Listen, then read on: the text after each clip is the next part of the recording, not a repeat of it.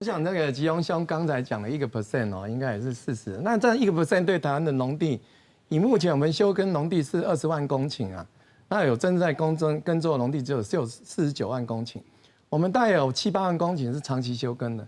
有大概20万公顷就一耕一休或一耕一休一转做的，那这个都在领补助了哈。那真正的产值其实很低啦，农业已经丧失了经济性。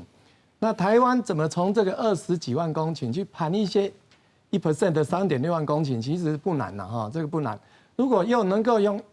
这个1% 的农地换取未来因为气候变迁造成农业损失2位数是甚达20% 的损失，那这个是一个好生意啊，这个是要做的事情。因为毕竟气候变迁不仅是对人类有灾害，对农粮食品的生产更有灾害，所以这个怎么去盘，只是定位的问题。这个我觉得我们是没有什么太大的问题哈，我们觉得努力来配合环保团体来盘出大家适用地。那我刚才所提的这些农发会已经规划一些土地。另外一点我必须强调了，其实再生能源并没有不做环评哦，这个事情环评跟环境敏感分析是2回事。